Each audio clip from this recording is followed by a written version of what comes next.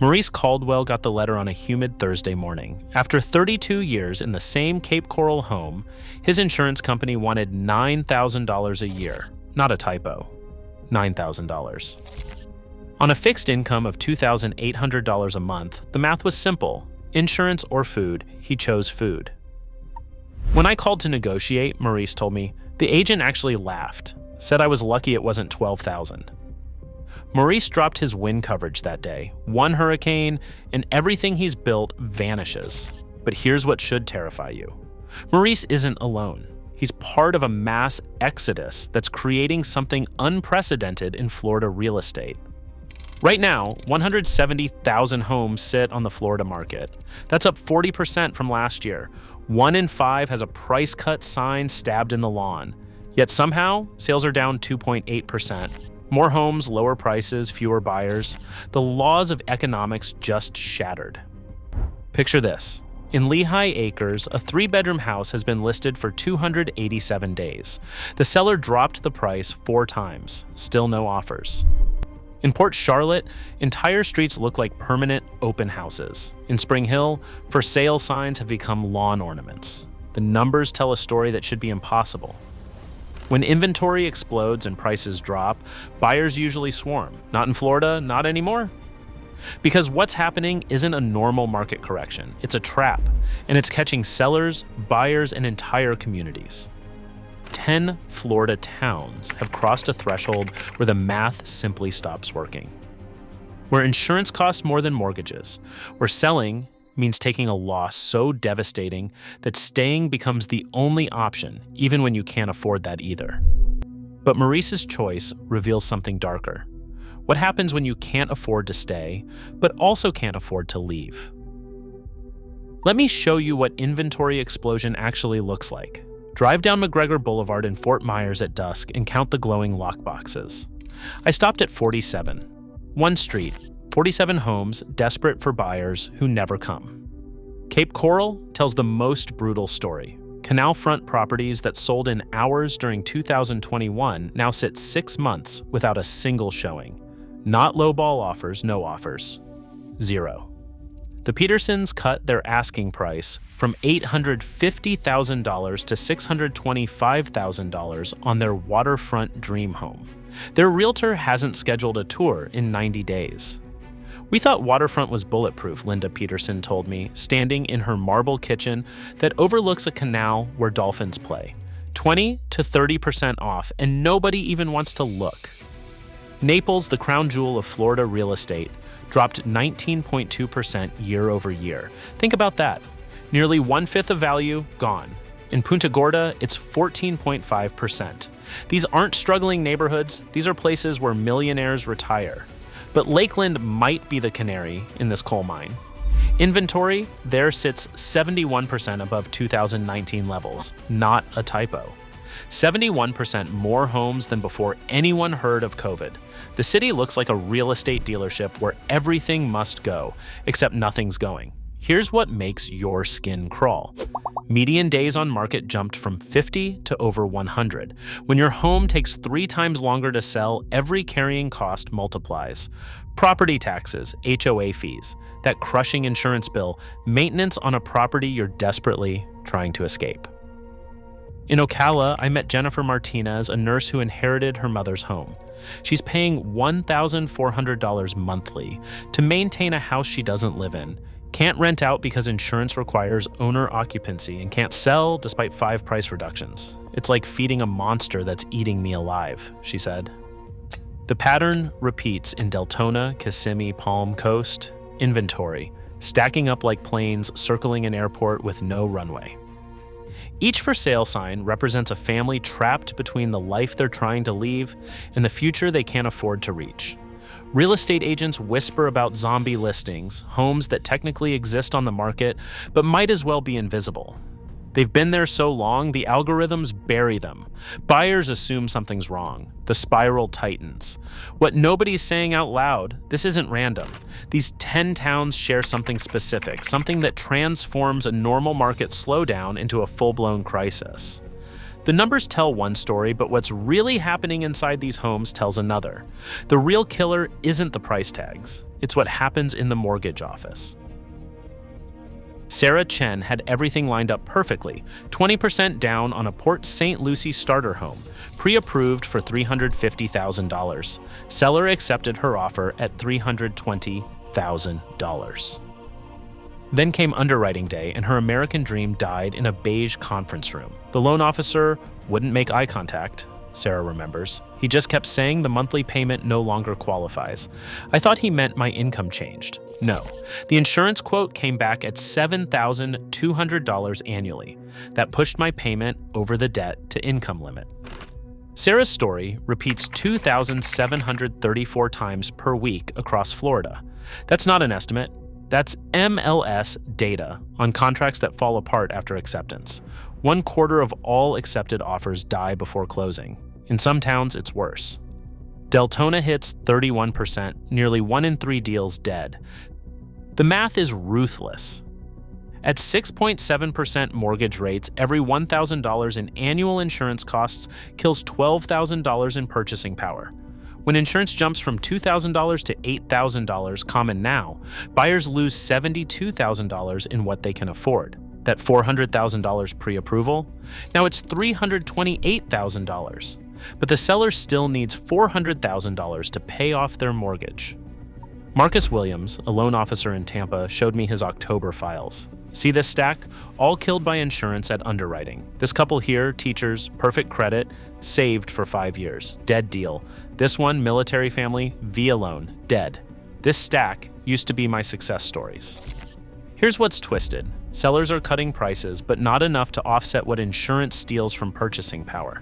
A 30% price cut sounds massive until you realize the buyer's monthly payment actually went up because insurance tripled. The house costs less, but becomes more expensive to own. In Kissimmee, the Hendersons dropped their price from $425,000 to $299,000. 7 months, 0 offers that survived underwriting. We're basically giving it away, Tom Henderson said, but giving it away still costs too much. The mortgage graveyard fills with dreams that made perfect sense on paper. Young families, retirees downsizing, investors who ran the numbers using last year's insurance rates, all buried by the same discovery. You can afford the house, but not the privilege of protecting it. So if buyers can't buy and sellers can't sell, who's left holding the bag? Think about Lori Watkins for a moment. Standing in her Fort Myers living room, holding a letter that essentially said her 30-year relationship with her insurance company meant nothing. Hurricane Ian had passed 8 months earlier. Her home survived with minor damage, a few missing shingles, some fence repairs. Total claim, $3,400. Their response, contract canceled, find insurance elsewhere. I called them crying, Lori told me. I said, I've paid you for 3 decades. Where am I supposed to go? The representative just kept repeating company policy like I was a number, not a neighbor. Lori's not alone. Slate Counts in Cape Coral faces a choice that would break most people. His renewal, quote, $14,533 annually on a house worth $380,000. The insurance costs more than his mortgage principal. He's considering something that would have been unthinkable 2 years ago, walking away from Florida entirely. My wife grew up here. Our kids learned to swim in our pool, but $14,000? That's a new car every year. That's college tuition. That's insane, he says, pausing, looking at his pool where those kids learn to swim. We're prisoners in paradise. Monica Clark's story hits different. After her private insurer fled, Citizens Property Insurance, Florida's insurer of last resort, became her only option. The quote made her physically sick, $11,000 for a $290,000 home in Port Charlotte. But here's the twist. Even if she sells at a massive loss, where does she go? Every Florida town faces the same crisis. Moving to Georgia means leaving her elderly mother. Staying means choosing between insurance and her daughter's medical bills. The data confirms what these stories show. Miami homeownership tenure just jumped from 6 to 7 years. 1 year might sound small. It's actually a 17% increase in how long people stay trapped. Multiply that across 2.8 million homeowners, and you see the freeze happening in real time. The psychology is brutal, but logical. Take a $150,000 loss now, or hope something changes. Most choose hope. They refinance other debts, drain savings, skip maintenance. Anything to avoid admitting the house they loved has become a financial prison. We're all playing chicken with reality, Marcus Chen told me. He's an economist who owns in Naples. Everyone knows this ends badly. But if you're the first to sell at the real market price, which might be 40% below your mortgage, you're the only one who loses. If we all hold out, maybe something changes. That maybe is doing heavy lifting. Maybe insurance companies return. Maybe the state finds a solution. Maybe climate change reverses. Maybe turns into definitely not when another hurricane season arrives. But here's what's truly dark. Staying put creates its own trap, one that compounds daily. Because while homeowners play this waiting game, something else is building. Something that threatens not just individual families, but entire communities. The numbers from Tampa Bay just dropped, and they're not numbers anymore. They're a verdict. 50% of listings now carry price reduction scars. Half. In Jacksonville, builders are completing homes they started in 2022, flooding a market that's already drowning. New construction, desperate to move inventory, undercuts existing homes by $40,000 or more. Picture James Morrison standing in his West Chase kitchen, staring at identical new builds selling for $80,000 less than he paid. His 2.9% mortgage rate from 2021 feels like both a blessing and a curse. I could sell, he says, but then I'd need a 6.7% loan on my next place. Even downsizing costs more monthly. This is the rate lock trap, and it's holding 2.8 million Floridians hostage. Mortgage data shows 67% of Florida homeowners locked in rates below 4%. At today's rates, moving to an identical home increases their payment by $1,100 monthly. Add insurance chaos, and it jumps to $1,800. That's $21,600 more per year for the same house. The demographic time bomb ticks louder in retirement communities. Suzanne Palmer, 72, gets $1,847 monthly from Social Security. Her Ocala home insurance jumped to $6,200. Do the math. Insurance alone eats 4 months of her income. Property taxes take another 2 months. She has 6 months of income for food, medicine, utilities, everything else. I worked 43 years for this retirement, Suzanne tells me, her voice steady, but her hands shaking. Now I skip medications to pay for a house I can't sell. If you're watching this and thinking this is just a Florida problem, you're missing what's coming next. Because when retirees can't afford their homes but can't sell them, when young families can't enter the market, when entire communities freeze in place, that's not a housing crisis anymore. That's a social collapse in slow motion.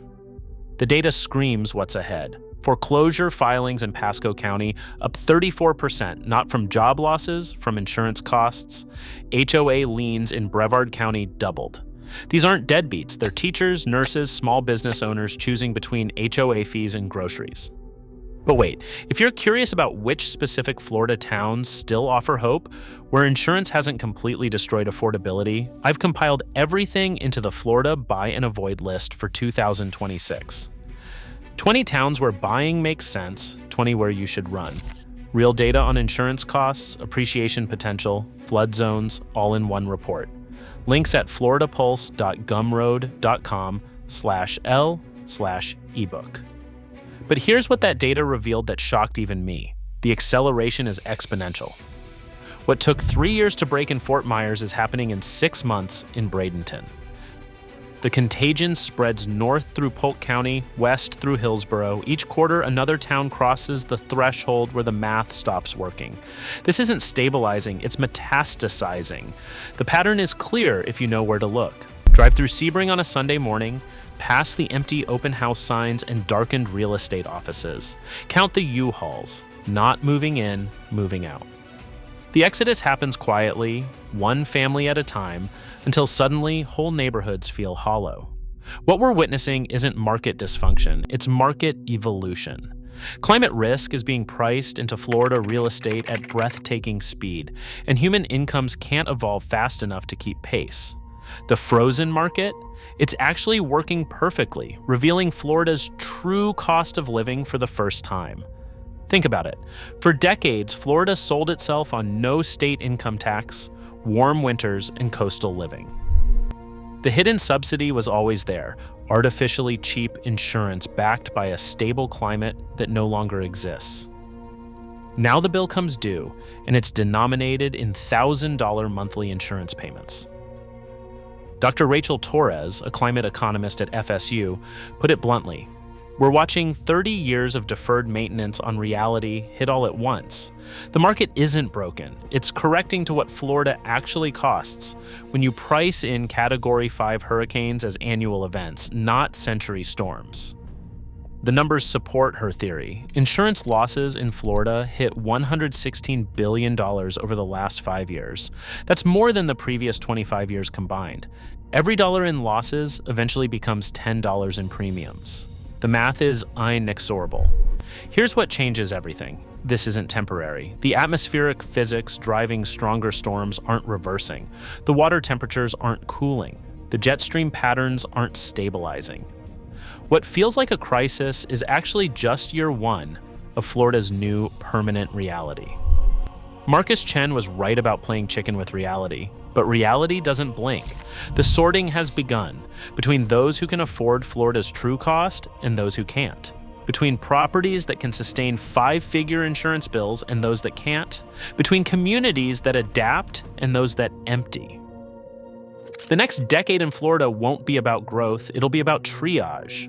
Which towns survive this repricing? Which neighborhoods become modern ghost towns? Which families find a way to stay?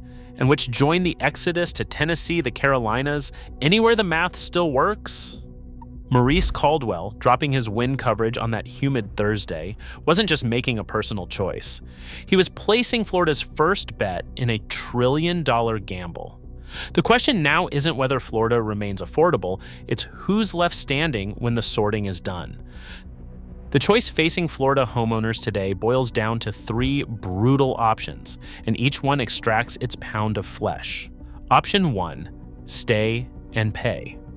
Like Maurice, mortgage your future to insurance companies that see you as a liability, not a neighbor. Watch your fixed income disappear into coverage that might not even exist next year.